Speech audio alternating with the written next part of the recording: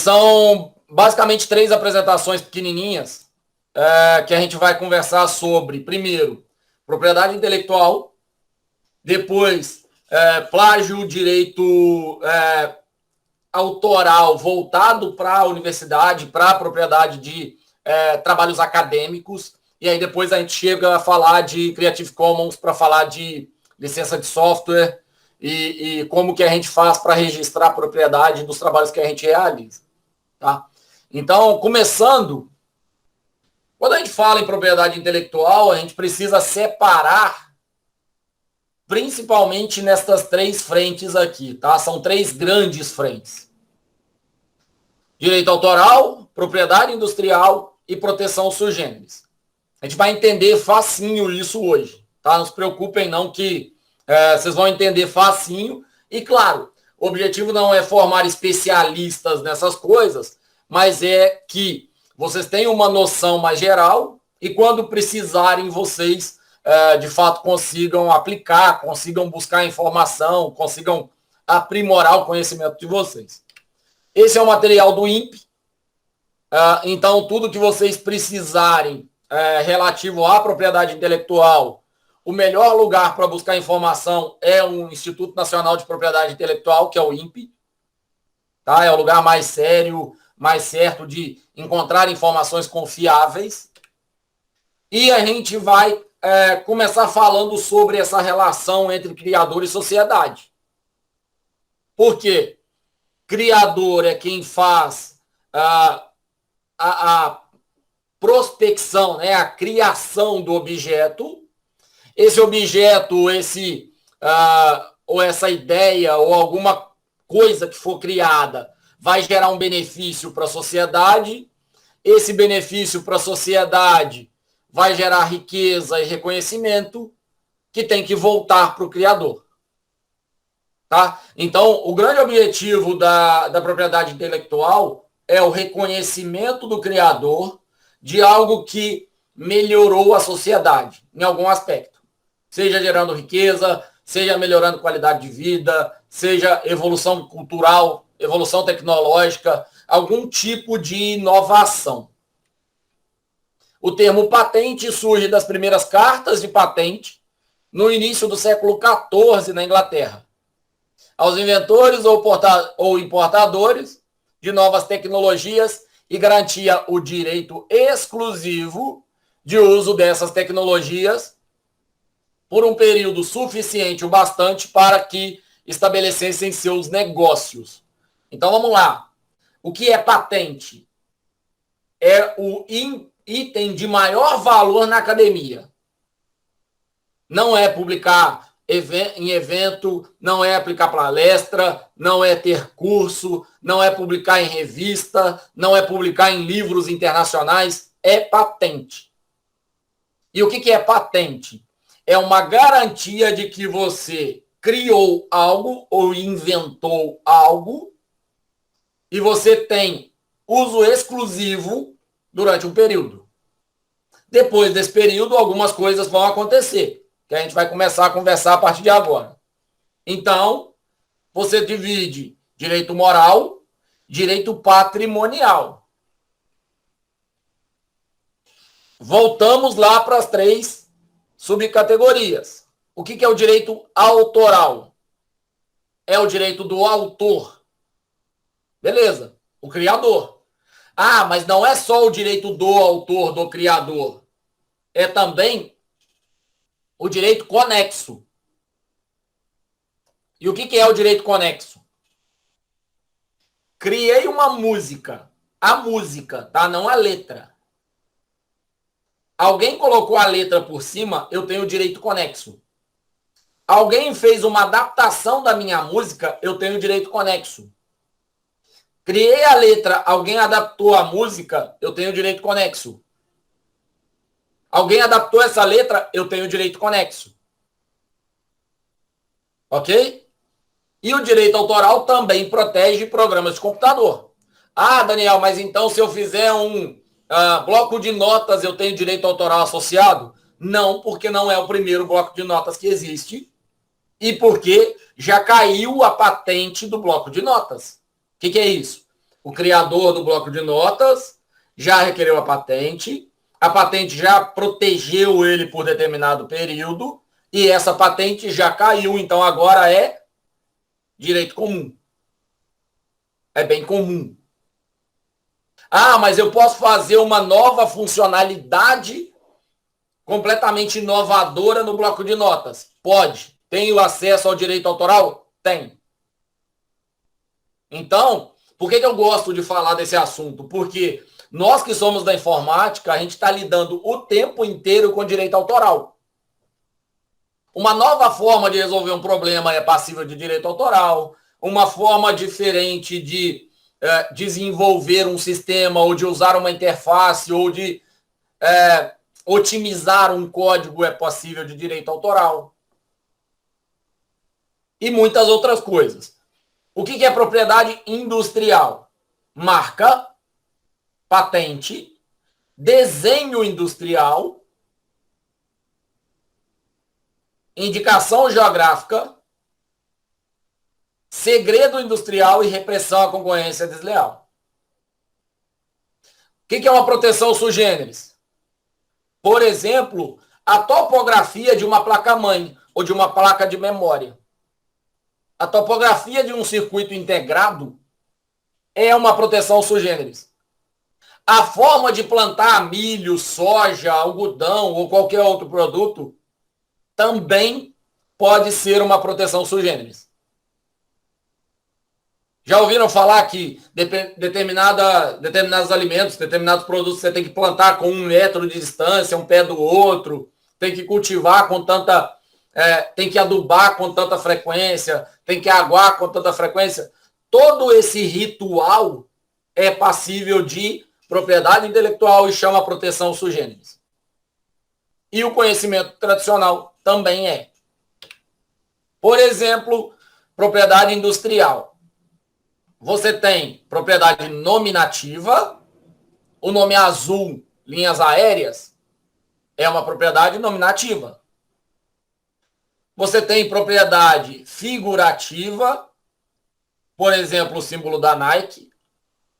Você tem propriedade mista, por exemplo, o símbolo da Adidas. O que é mista? Nominativa mais figurativa. E você tem tridimensionais. Por exemplo, o design da garrafa de Coca-Cola é protegido. Ninguém pode fazer uma outra garrafa exatamente igual à garrafa, nem de vidro da Coca-Cola, nem de plástico da Coca-Cola, porque isso está protegido por propriedade industrial. A garrafa de Guaraná Antártica, por exemplo, que é aquela verde, né? Que é mais encorpada e depois afina no bico, da mesma forma. E é por isso que tem, de tempos em tempos, algumas coisas sendo lançadas. Tem uma cerveja agora que é com lacre. O lacre é propriedade industrial. E foi uma forma que desenvolveram para não ter tampinha, e que não se solta e coisas do tipo. Quais são as possibilidades que se tem? Isso aqui é um exemplo que eu gosto muito de trazer pelo seguinte. Quando a gente olha aquela imagem anterior da árvore, a gente, por vezes, imagina que se é propriedade intelectual de uma linha, não é da outra. E, na verdade, é o contrário.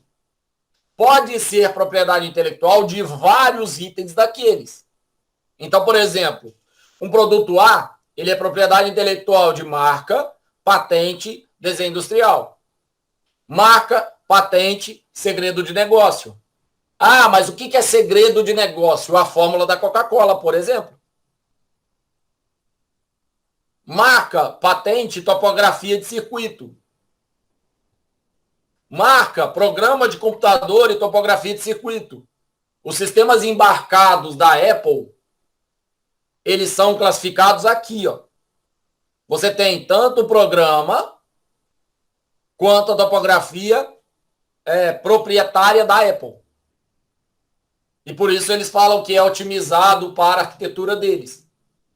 A bateria vai durar mais, tempo de resposta vai ser melhor, Claro que tem muito de propaganda em cima disso, mas algumas dessas coisas acontecem. Marca, direito autor e direito conexo. Então, não é uma linha daquela. São quantas linhas forem necessárias. E você pode colocar outros itens aqui para frente. Tudo bem? Esse é um exercício que eu gosto muito de fazer. Batendo o olho nessa imagem, quantos vocês acham que são passíveis de patente, passíveis de propriedade intelectual? A resposta é todos. Tudo. Como assim, Daniel? A intensidade da luz da luminária, a posição das poltronas, a posição dos quadros, o formato da pintura no quadro, a posição, o formato do pé da mesa, a capa da revista, o conteúdo da revista, a distribuição de cores na luminária, o formato do tapete, a textura do tapete, o material que está sendo utilizado no tapete, a forma que o tapete vai ser entrelaçado, o tipo de material que foi utilizado na tela do monitor, da TV, o tipo de estrutura dos pés, a espessura do monitor, da TV. Então, assim, cuidado para vocês não baterem o olho em algum tipo de patente e falar, nossa, patente é impossível para a gente conseguir. Não, patente é difícil demais. Eu nunca consigo desenvolver nada que é patente. Calma. Nessa aula vocês vão entender que, na verdade, patente é fácil demais. Criar. O problema dela vai ser registrar a patente. Que aí é um processo demorado, que daqui a pouco eu já mostro para vocês. Ok? Então, tudo isso é patente, inclusive reflexos de luz, formato do ambiente, tudo isso. Onde que estão essas caixinhas de som, como é que essas caixinhas de som foram feitas, a altura dela, o projeto que desenvolveu elas e coisas do tipo. Isso aqui é um slide bonitinho, só que não, listando o máximo possível de itens da imagem que pode ser patenteável. Fixação e distribuição das músicas e filmes, interpretação e execução de música e filme, design da capa do livro, tecido do sofá, que eu não falei, parafuso, porca, fio. Então, assim, eu tenho possibilidade de criar uma patente? Tem muito grande. Onde que registra essas coisas? Essa aqui é uma imagem que eu acho legal vocês tirarem print e manterem ela sempre naquela pastinha de documentos úteis. Por quê? Em algum momento você pode precisar dela e é legal que você tenha. Como eu disse, o INPE é o melhor lugar para se manter armazenado e acompanhando as informações, porque a gente vai ter informação muito atualizada lá. No entanto, a gente sabe que tem aluno que gosta de música, tem aluno que gosta de pintura, tem aluno que gosta de escrever, e aí eu trago aqui onde vocês registram cada uma das propriedades intelectuais. Livro e texto na Biblioteca Nacional, filmes na Ancine, obras artísticas na Escola de Belas Artes da UFRJ, música pode ser na Escola de Música da UFRJ ou na Biblioteca Nacional, e projetos arquitetônicos e projetos gerais no Confeia. Ok? Então, isso aqui é uma imagem que eu acho que é legal vocês terem e darem uma olhada para... Às vezes, você não vai ganhar muita coisa de registrar, mas é interessante você registrar até para se precaver de alguém que vai se aproveitar da propriedade que você tem. Aí a gente entra no calcanharzinho de Aquiles maravilhoso. Porque, claro, como eu disse, não é difícil. Você cria, você pensa, Pode ser um direito autoral, pode ser um direito conexo, porque você está remixando, adaptando alguma coisa que você conhece, e aí você tem direito à patente, direito a registrar. Começa a ter problema quando a gente chega nesse pedaço aqui da aula e do processo. Por quê? Registrar é fácil, é simples, mais ou menos. Eu vou mostrar aqui a forma de registro de patente pelo INPE e eu vou mostrar a forma de Creative Commons, que é um registro mais fácil. Então, como é que funciona o registro de patente e também por isso ele é tão valorizado no Brasil? Esquema de custo. Você tem um custo para depósito da patente. Você tem um custo de assessoria profissional, porque afinal de contas tem toda uma questão legal que você precisa manter para submeter uma patente, para que essa patente se mantenha válida.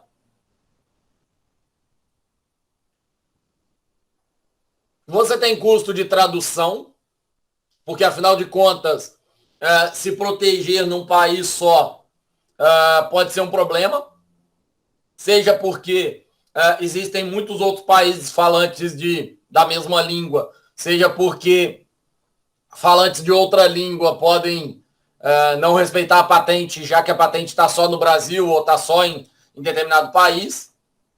E você tem um custo de manutenção. Reparem que isso tudo aqui é custo. É dinheiro que sai do teu bolso para depositar, ter uma assessoria profissional, traduzir e depois um pagamento de anuidade para manter essa patente ativa. Vamos falar um pouquinho sobre prazo. Isso aqui é um exemplo de prazo, tá? Dependendo do produto, isso vai mudar. No dia 0 do mês 0, eu depositei o pedido local de patente. Maravilhoso. 12 meses depois, isso chegou no PCT. 16 meses depois, existe um relatório de pesquisa internacional e opinião. 18 meses depois, uma publicação internacional. 19 meses, um pedido de pesquisa internacional, que é facultativo, porque você pode não ter submetido para registro internacional. Com 22, um depósito de pedido de exames preliminar internacional. Com 28 meses, 2 anos e meio depois, um relatório de pesquisa internacional e volta para a fase nacional. A gente está falando em 3 anos. São 3 anos, sendo que no primeiro ano e meio, mais ou menos, isso está submetido, mas está em avaliação, em análise. Vai demorar pelo menos 1 ano e meio para isso ser publicado. Depois, claro, que todos os trâmites de depósito estão ok.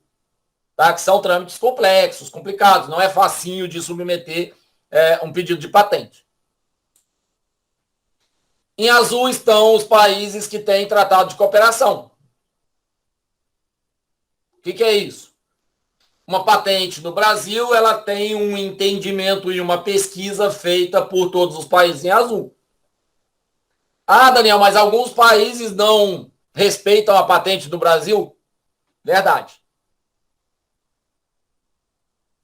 Alguns países não entendem que essa patente seja válida para eles. Ok? Esse é um mapa que eu não sei se é o mais atual, acredito que não, porque esses tratados, eles são modificados demais, tá? De um país para outro, de um presidente para outro, de uma administração para outra. Então, claro que no processo de patente você vai ter que identificar se vale a pena para você comprar uma briga e registrar também naquele outro país, tá? Porque, por exemplo, eu quero num país que não é reconhecido. Como é que eu faço? Eu entro com o processo de patente lá também. Voltamos para como é que funciona os outros tipos de patente. O que é uma patente de proteção sui generis? Para quem não associou o nome à palavra, por exemplo, circuito integrado. Ah, mas o que é do circuito integrado? Por que essa linhazinha passa aqui e não aqui? Por que esses componentes estão soldados aqui e não aqui? Ou seja, a arquitetura do circuito.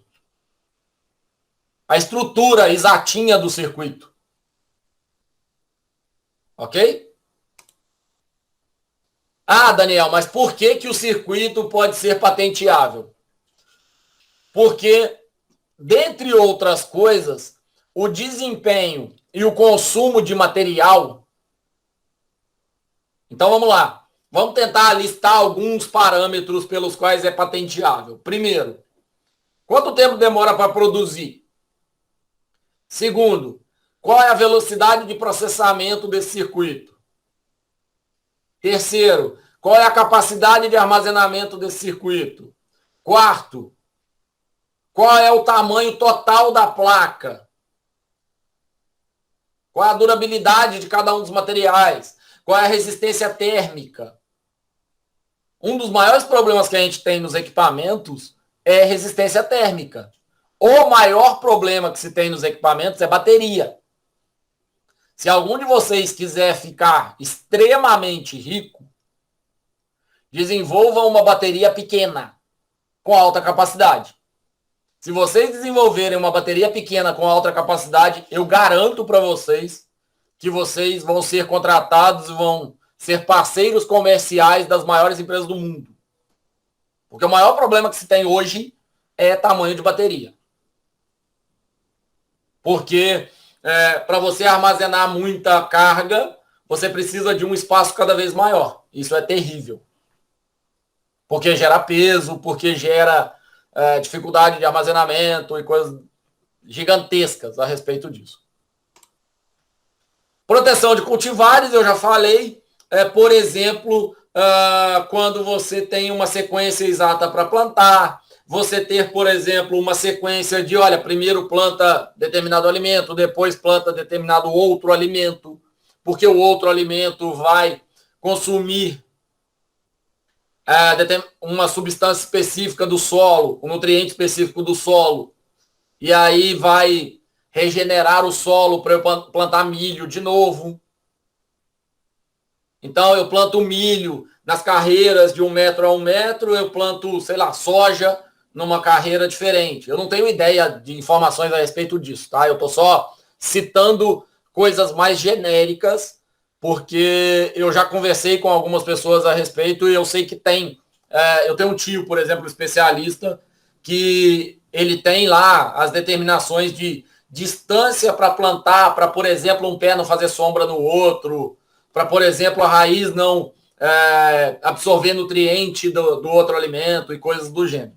Tá? E aí você tem todo esse conhecimento necessário, além de que época plantar, de que época colher, de como manter a semente antes, como manter a muda antes, se pode fazer enxerto ou não, tem um monte de coisa. Tá? Isso tudo é patenteável, isso tudo chama proteção sui generis. Algumas verdades.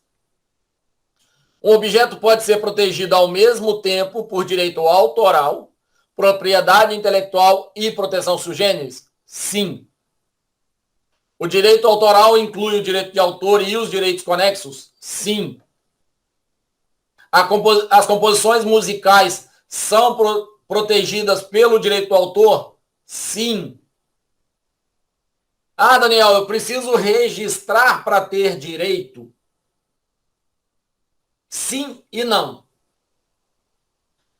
Sim, porque você, ao registrar, você vai ter facilidade em provar que é seu.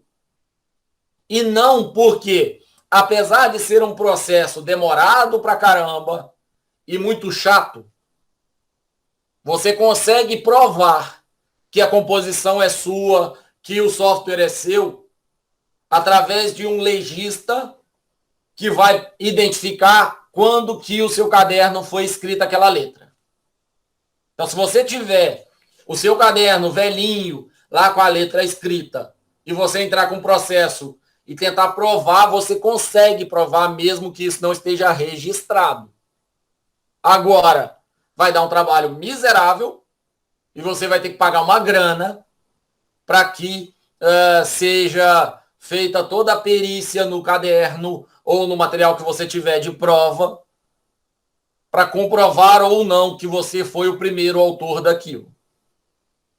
Ok? Então é sempre interessante você registrar para você não ter qualquer tipo de dor de cabeça depois. Agora, publiquei um trabalho, tenho uma foto do quadro, a pessoa utilizou o exemplo que eu dei lá no quadro. Beleza, eu tenho a foto do quadro, eu provo pela foto do quadro de que a ideia era minha.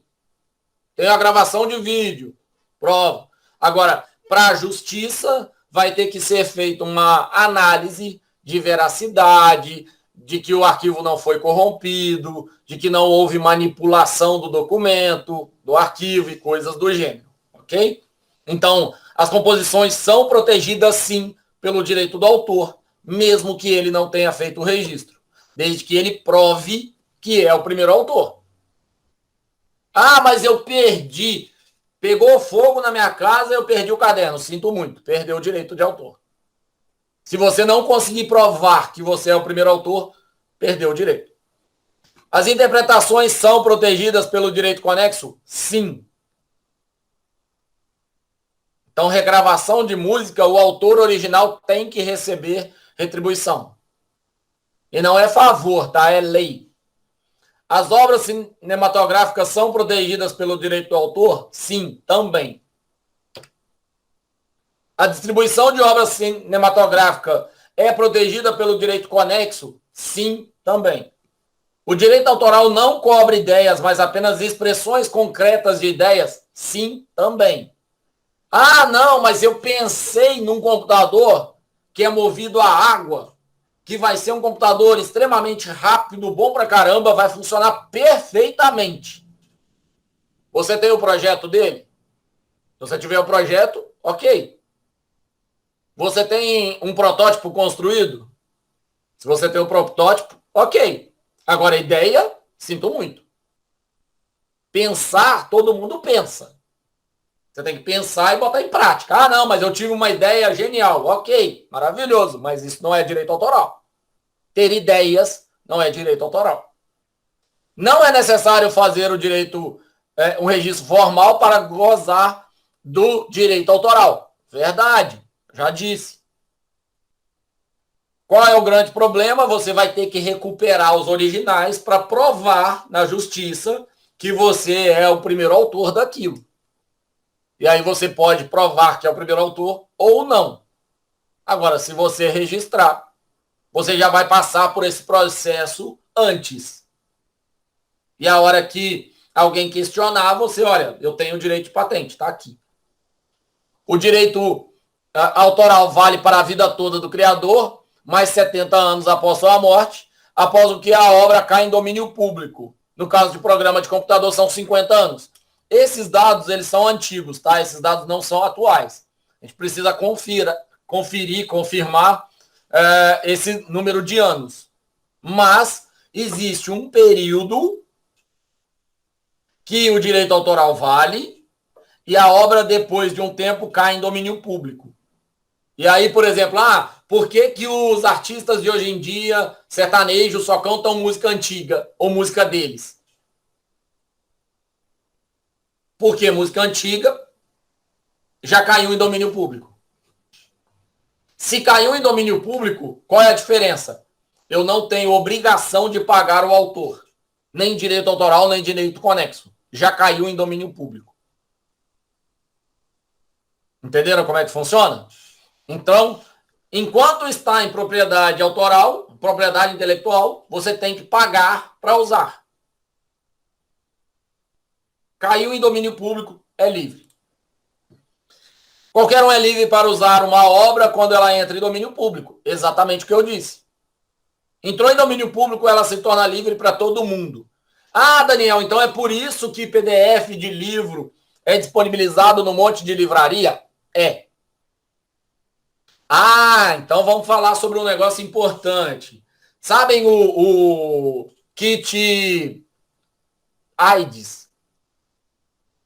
que eles quebraram patente para baixar os valores? Aquele kit de tratamento de AIDS, ele foi criado e ele foi registrado sob patente. Quanto que ele custa? Quanto o dono quiser vender. Aí entraram com um processo dizendo, olha, é utilidade pública, é uma questão de saúde mundial. Então a gente vai pagar aos autores um valor alto, mas a gente vai transformar isso em domínio público. Ou seja, a gente vai quebrar a patente. Nos genéricos no Brasil, há um tempo atrás, teve a mesma coisa. Houve a quebra de patente de medicamentos para que os medicamentos fossem criados como genéricos. E aí você baixa muito o preço e você começa a ter um acesso mais fácil à população. Então, quebra de patente é exatamente você interferir nesse prazo aqui, ó, que é o prazo em que a patente está válida até que vira domínio público. É possível ceder os direitos patrimoniais de uma obra? Sim. Você pode ceder os direitos. É possível ceder os direitos morais de uma obra? Sim. É permitida a reprodução de pequenos trechos para uso privado do copista, desde que feita por ele sem intuito de lucro? Sim. Ah, então agora a gente começou a entender como é que funciona a educação. Para que existe a BNT? Para você referenciar adequadamente algo que é de direito autoral, de propriedade intelectual. Eu posso fazer o uso para fins de lucro? Não. Então, é permitida a reprodução de pequenos trechos para uso privado do copista, desde que feita por ele sem intuito de lucro. A citação de trechos de qualquer obra é permitida para fins de estudo, desde que haja indicação do nome do autor e da origem da obra. Prazer, ABNT de novo. É permitida para fins de estudo, de educação, desde que você indique nome do autor e origem da obra. ABNT. Daniel, então eu posso usar um livro protegido por patente para dar aula? Pode. O que você precisa? Referenciar o autor, referenciar a obra. Para isso a gente criou uma norma BNT, a gente tem uma norma BNT que padroniza citações e faz com que as pessoas não plagiem porque tem uma referência adequada. Ah, mas o que é plágio? Plágio, anotem isso. Plágio são quaisquer 3 palavras seguidas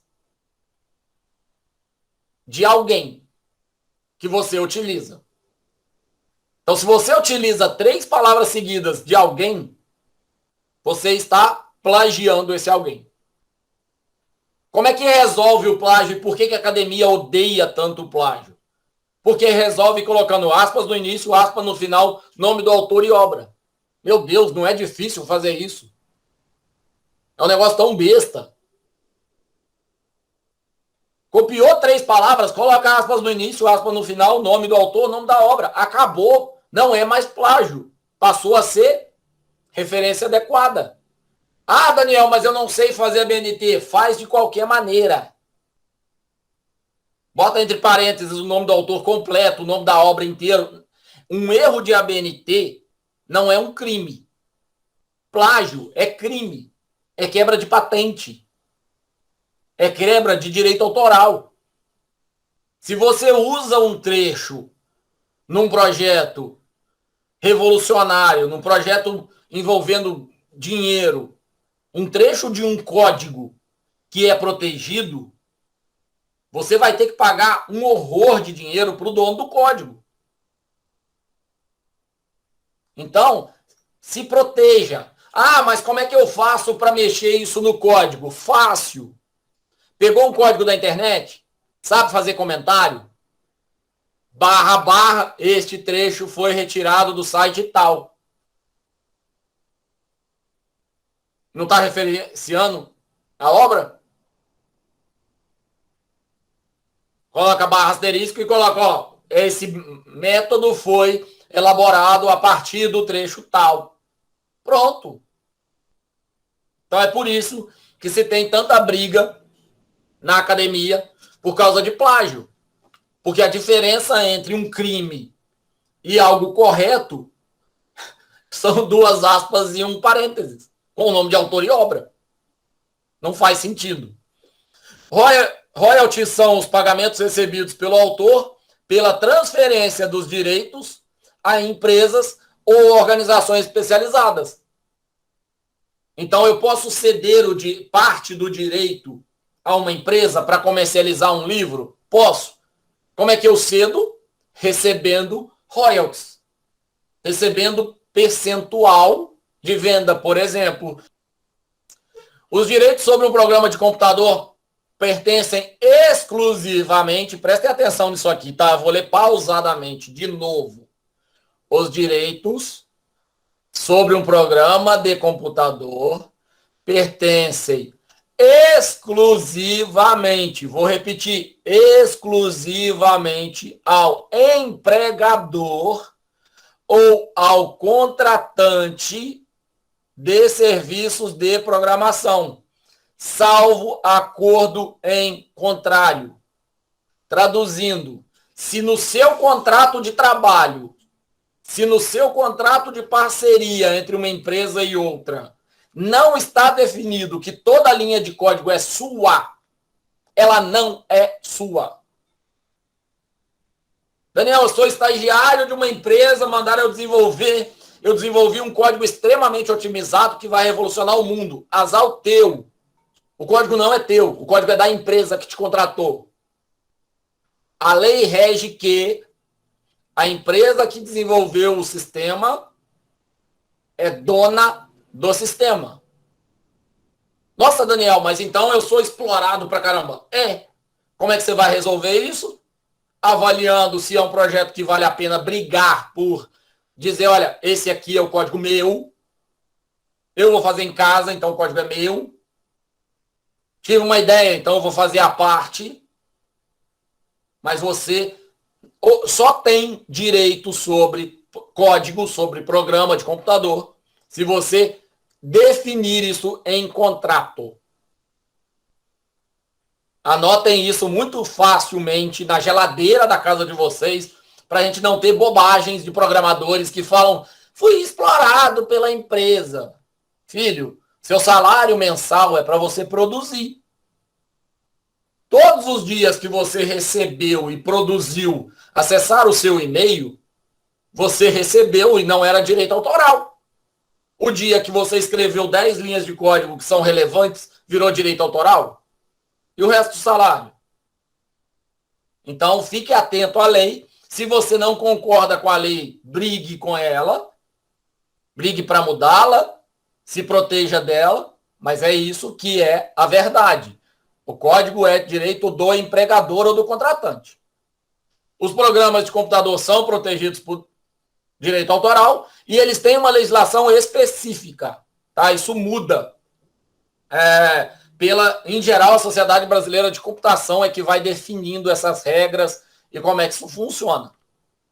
Mas, em geral, tudo que você produz no horário de trabalho, no local de trabalho, é de propriedade do empregador e do contratante.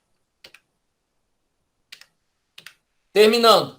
Propriedade intelectual, direito autoral, direito do autor, direito conexo, programa de computador, propriedade industrial, marca, desenho, indicação geográfica, proteção sui generis, topografia de circuito, proteção de cultivares.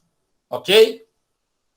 Então agora já entendemos que propriedade intelectual não é apenas do direito autoral. Tem todo o resto envolvido.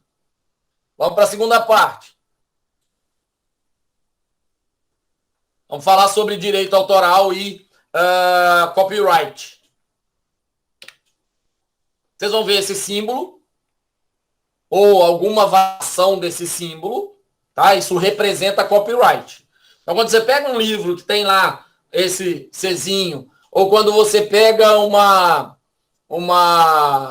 CD, ou um DVD, ou um jogo que tem essa marca, representa aqui a proteção dos direitos de autor.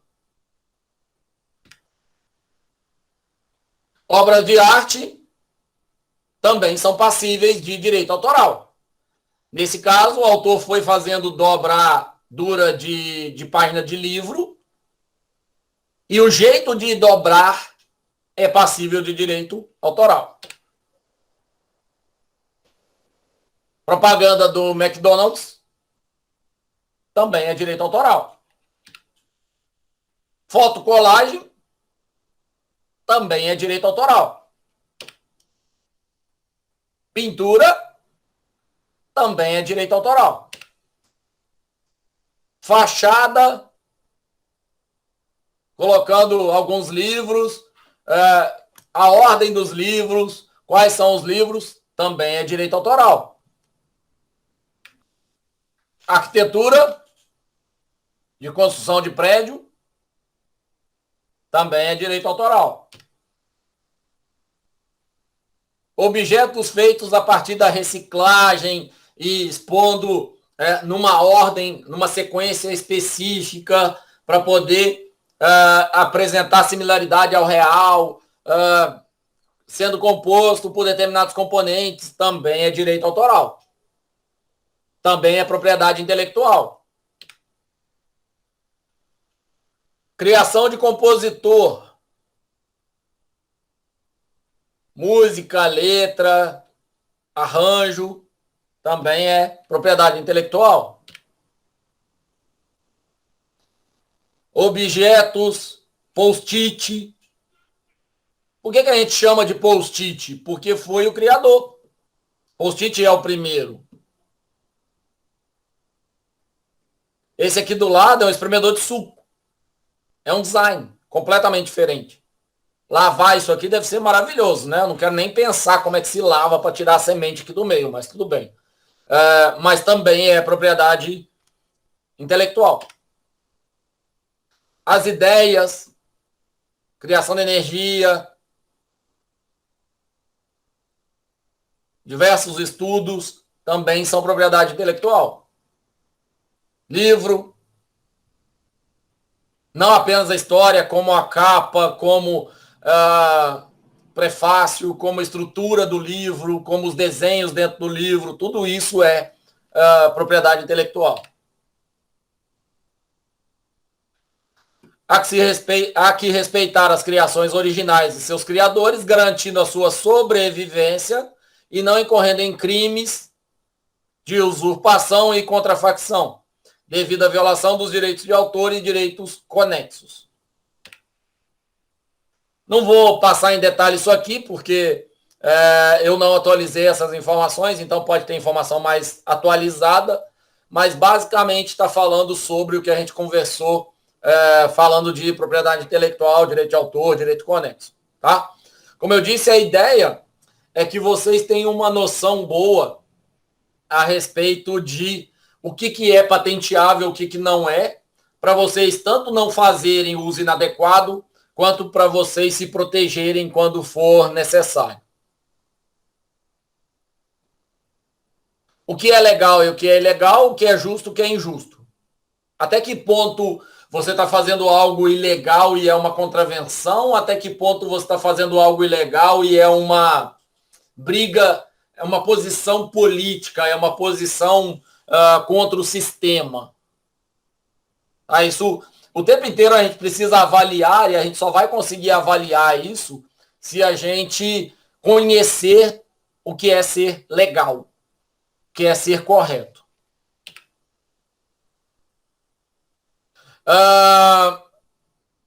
O que tem de errado se eu copiei tudo da internet?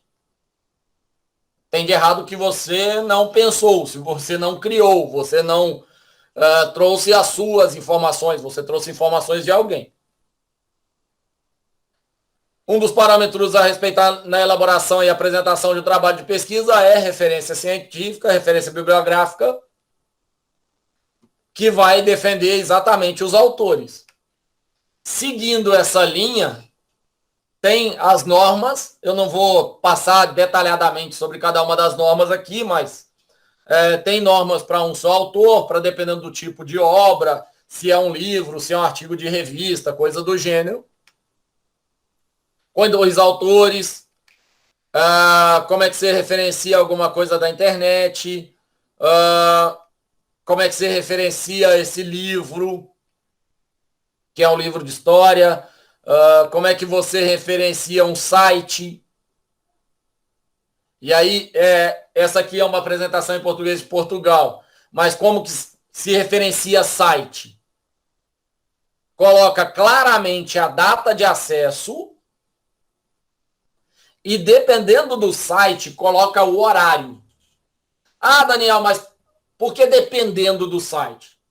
É um site dinâmico que muda de minuto a minuto, ou de meia hora, ou de 5 em 5 minutos?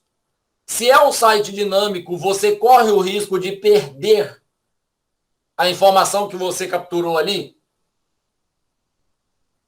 Qual é o objetivo da referência? Não é garantir que você indicou a autoria e por isso não está cometendo um crime? Então, você precisa garantir a autoria. Como a gente está falando de internet, e a internet as informações variam muito rapidamente, o que a gente faz? Coloca disponível no endereço tal, acesso no dia tal, do mês tal, do ano tal, em tal horário. Sites dinâmicos, tipo site de notícia, vai ter uma atualização automática e você pode perder a matéria. Então, pega a informação e referencia exatamente. Ah, mas como é que eu garanto que a informação estava ali? Eu, Daniel, sou uma pessoa precavida. Se eu uso uma referência para o meu trabalho, eu baixo a referência para o meu computador. Minha tese de doutorado ela foi entregue impressa aos avaliadores com um CD dentro.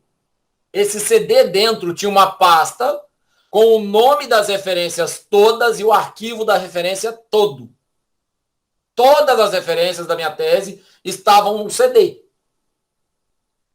E aí, por exemplo, na minha banca de qualificação, o professor da banca pediu, falou, nossa, Daniel, você está citando um livro aí que eu queria muito ter acesso a ele.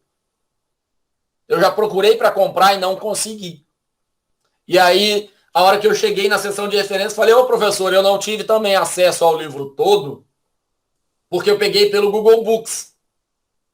Mas eu tenho o print da tela que eu usei e das telas que eu usei. Eu gero isso num arquivo e te passo. Por quê? Porque o Google Books ele entrega frações do livro. Eu usei essas frações para poder pegar a definição que me interessava. O livro já era um exemplar muito raro, apesar de ser um exemplar conhecido pra caramba da área de sistemas multiagentes e inteligência artificial. E a hora que o professor pediu, eu tinha como recuperar a referência. Não confiem na internet. Baixa o material, tenha isso numa pastinha no computador. Muito mais fácil, tá? E eu adoraria que isso fosse uma norma. Entregou um TCC? Entrega um CD com todas as referências. Entregou um artigo para uma revista? Entrega um zip com todas as referências. Porque, afinal de contas, a gente precisa garantir o direito de autoria de quem produziu aquilo. Aqui é só um exemplo de como se referencia um site, que é colocar a data de acesso e o endereço onde se pegou a informação. E aí, deixa eu voltar aqui para falar de uma coisa que eu acabei não colocando, que é o seguinte. A NBR 6023, que é a norma da BNT, ela estabelece o seguinte: se você utilizar uma referência com mais de 3 autores, você vai colocar o nome do primeiro autor et al. et.al. Esta é a NBR 6023. Eu, Daniel, não concordo e não utilizo. Por quê? Porque eu não concordo com omitir o nome dos autores que produziram o texto que eu estou utilizando. Daniel, se for um artigo com 8 autores, eu, Daniel, infrinjo a NBR 6023 e ponho todos os 8 nomes. Qual é o correto? Seguir a norma. Qual é o adequado? Seguir ou não, tendo consciência limpa e posicionamento claro. Então, saiba se você está seguindo ou não e por que você está seguindo ou não. Eu não estou seguindo por esse motivo de uma posição ideológica, de uma posição política. Agora, se a revista me responde exigindo seguir a norma, eu sigo a norma para publicar o artigo na revista. Mas, em geral, texto dos meus orientandos não vai seguir a 6023 nas referências, por um posicionamento meu. E eu converso com cada orientando e cada orientando entende isso e, em geral, concorda comigo. Entenderam como é que funciona o processo? Conheça as normas e escolha se você vai seguir ou não. Claro, se você escolhe não seguir, arque com as consequências de não seguir. Vamos para a última parte de hoje, que é Creative Commons, que é o seguinte. Não falei que tudo é passível de direito autoral? Ou de propriedade industrial, ou de sugêneres? Não falei que o processo é difícil pra caramba, é demorado, é caro, é custoso? Tem alguma saída? Tem. Como é que eu faço para criar alguma coisa, para produzir alguma coisa e garantir o direito meu? Eu uso Creative Commons. Ah, o que é o Creative Commons? É um grupo de pessoas do mundo que não gosta e não concorda com copyright, que é um processo caro, não concorda com patente, que é um processo caro e demorado, e esse grupo resolveu criar o Creative Commons, que é algo que vai fazer basicamente o mesmo papel do reconhecimento de direito dos autores e das empresas, mas de um outro jeito, muito mais rápido, muito mais barato. E o que é o Creative Commons? Esse monte de coisinha aqui que está pregado no livro que você pegou para ler, no artigo que você pegou para ler, no quadro que você comprou, no vídeo que você está olhando. Toda vez que vocês identificarem essas imagenzinhas aqui, ó, saibam que é registrado por Creative Commons. E vocês vão entender a partir de agora o que é, como é que funciona esse registro. Por que surge o Creative Commons? Porque as tecnologias digitais revolucionam as formas de criar e distribuir. Ah, mas como é que funcionava antes? Você tinha comitês especializados em avaliação de patente e direito do autor. Esse comitê julgava se de fato ele foi autor ou não. E aí, se esse comitê julgava corretamente ou incorretamente, não cabe aqui a gente discutir, mas eram comitês, pequenos grupos de pessoas, e esses pequenos grupos detinham o poder de definir se era certo ou se era errado, se tinha que pagar ou se não tinha que pagar.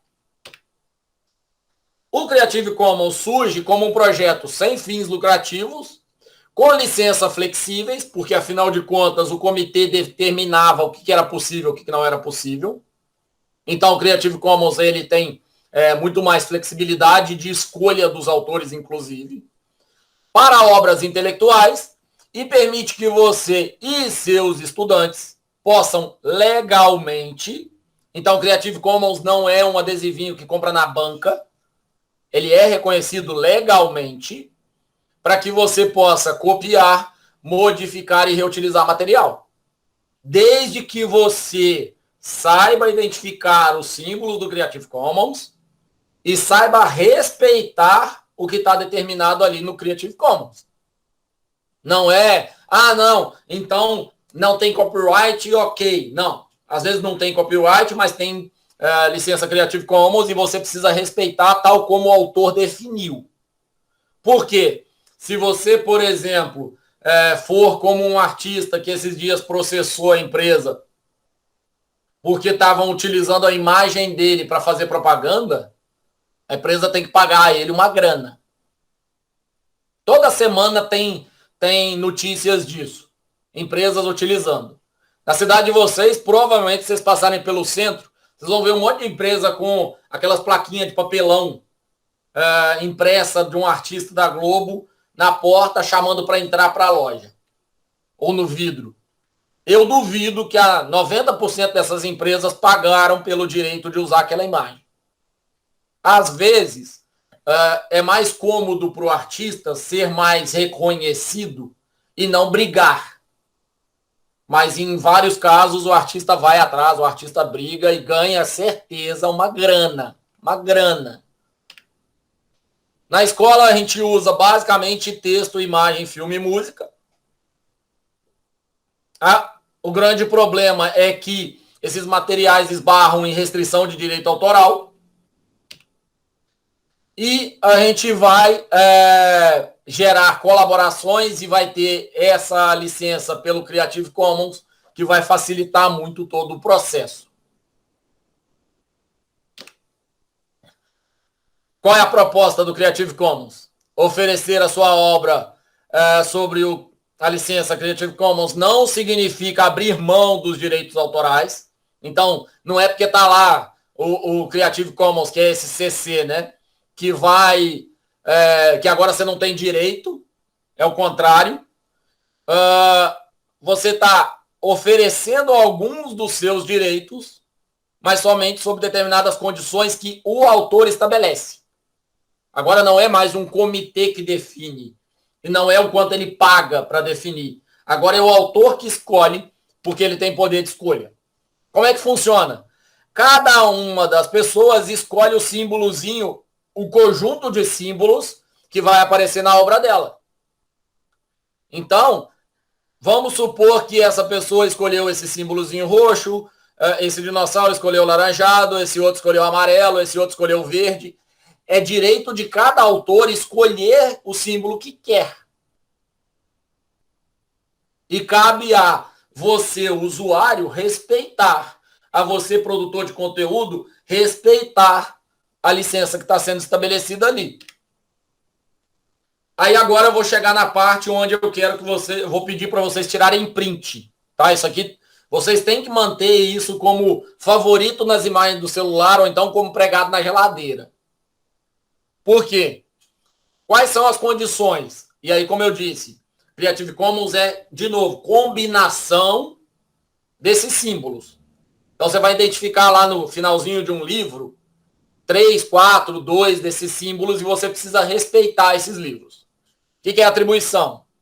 Você permite que outras pessoas copiem, distribuam e executem sua obra protegida por direitos autorais e as obras derivadas criadas a partir dela, mas somente se for dado crédito da maneira que você estabeleceu. Ou seja, esquece a BNT. Esse homenzinho aqui significa que o autor vai estabelecer como ele quer que você referencie o trabalho dele. Ah, mas ele pode usar pseudônimo? Pode. Ah, mas ele pode usar um código qualquer no meio da referência? Pode. É a atribuição dele. Ele escolhe como você vai citar o trabalho dele. Ah, professor, eu chego para você e falo, não, sua referência aqui está incorreta. Aí você vira para mim numa banca e fala, desculpa, professor, mas eu estou seguindo o Creative Commons que o autor definiu a atribuição. A atribuição que ele estabeleceu é essa aqui. Eu tenho que adaptar a BNT para ele. Porque ele estabeleceu. Outro possível símbolo, uso não comercial. Você permite que outras pessoas copiem, distribuam e executem sua obra. E as obras derivadas, ou seja, você pode se inspirar num livro para fazer outro, você pode se inspirar na música para fazer um livro, mas somente para fins não comerciais. que é não comercial? Não envolvendo financeiro em nada. Ah, não, mas o cara vai pagar só a diária para eu ir lá. Não pode. Uso não comercial significa que você não pode ganhar nada pelo uso daquela obra. Ah, mas eu comprei um livro que eu acho legal pra caramba, eu vou propor uma palestra, o cara vai me pagar, vai disponibilizar só o lugar para eu ficar e alimentação. Não pode. No frio da letra, não pode. Na prática, muita gente faz isso? Faz. Muita gente ignora patente, ignora direito autoral? Ignora. Mas não pode. Não há obras derivadas. Você permite que outras pessoas copiem, distribuam e executem somente cópias exatas da sua obra, não obras derivadas. Então você pega um livro e você quer atualizar ele. Ah, não, se eu mudasse o capítulo 2 para o capítulo 3 seria mais legal. Não pode. Ah, mas eu queria colocar o capítulo 2 e depois fazer uma reflexão a respeito do capítulo 2. Não pode. O autor determinou que faz parte da obra dele a sequência de conteúdo que está ali. Compartilhamento pela mesma licença. Isso aqui é fundamental.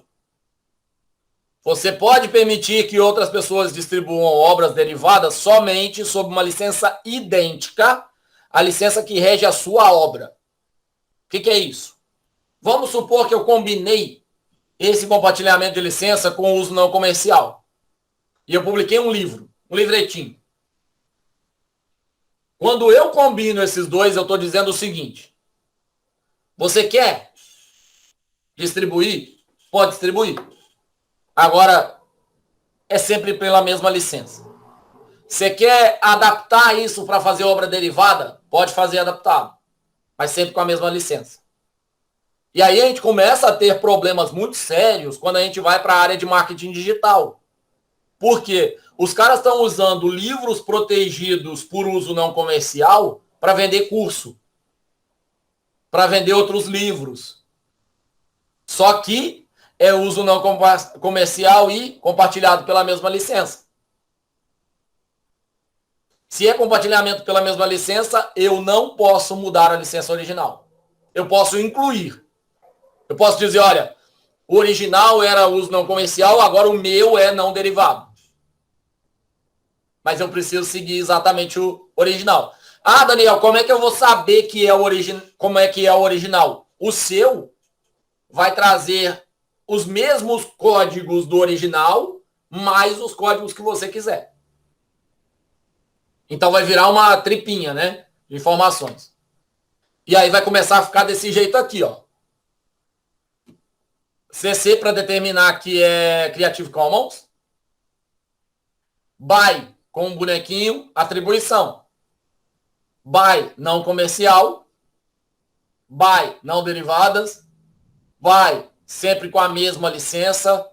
BY não comercial, sempre com a mesma licença. BY não comercial, não derivadas. Ok? Então, toda vez que vocês identificarem isso aqui, vocês precisam interpretar adequadamente o que significa isso, porque não é livre, não é qualquer um faz o que quiser, finge que não existe. Então, que tipo de liberdades você tem numa atribuição não comercial?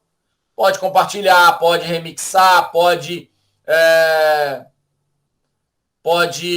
mas você deve atribuir e deve fazer uso não comercial. Então, você pode criar uma obra derivada desse BY-NC aqui? Pode. Você pode distribuir essa obra? Pode. Seus colegas de sala podem ter acesso ao mesmo livro? Pode. Problema nenhum. Ah, mas eu sou da computação e, poxa, eu estou compartilhando um PDF de um livro que eu não devia estar fazendo. Depende.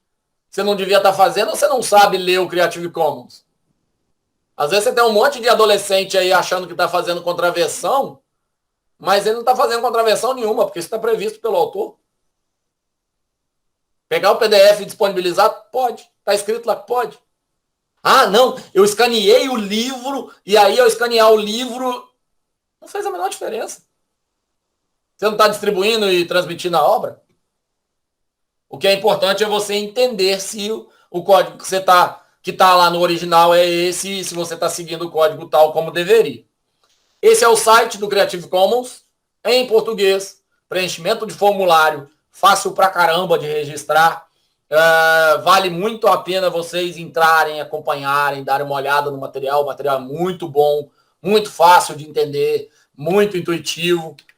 E a gente termina aqui de falar sobre essa questão de propriedade intelectual. E vejam, eu vou voltar a falar exatamente na mesma coisa. Por que todo mundo tem tanta raiva de plágio? Porque plágio é muito fácil você transformar de plágio em algo referenciado adequadamente. É só aspas e nome do autor e obra. É só você reescrever. É só você definir adequadamente quem fez. E aí se transforma de algo que você está reconhecendo o trabalho do autor ou que você está cometendo um crime sério. Por quê? O crime sério do plágio não é a cópia, é a apropriação indébita. É você assumir que aquele texto é seu. É você colocar aquilo ali como se não fosse de ninguém e aquilo vira propriedade sua. Eu analisei, ou então você deixa subentendido. Isso é muito mal visto. Então, assim, tem como você fazer registro de copyright internacional. Vale a pena vocês entenderem isso? Vale, muito. Pode ter um sistema revolucionário que vocês produzam e que seja interessante registrar patente? Pode ter. Maior parte dos casos é melhor registrar no Creative Commons? Sem dúvida. Onde está a raiz do problema todo? As pessoas não entenderem que plágio são quaisquer 3 palavras seguidas de um autor que não é você. As pessoas não entenderem que direito autoral e propriedade intelectual é qualquer coisa. A disposição de uma sala de aula, a posição da carteira, ter a luz chegando por um lado ou por outro, ter o quadro de um jeito ou do outro, escrever primeiro em verde, depois em azul, tudo isso é passível de proteção. E aí, quanto mais a gente vai entendendo, quanto mais a gente vai explorando essas informações, mais a gente vai se protegendo, mais a gente vai se posicionando. Porque, como eu disse, não tem problema algum você ser, entre aspas, um contraventor. Desde que você saiba qual é a contravenção, desde que você saiba o porquê e desde que você delimite adequadamente até que ponto você aceita, até que ponto você não aceita. O que eu disse durante a apresentação foi esse cara aqui, ó, NBR 6023. Eu preciso voltar nisso agora rapidinho. Que é assim, ó, não sejam questionados por conhecimento de documentos. Vocês precisam conhecer documentos. Não é a opinião de professor que rege, não é a opinião de superior que rege, não é a opinião de uma entidade que rege.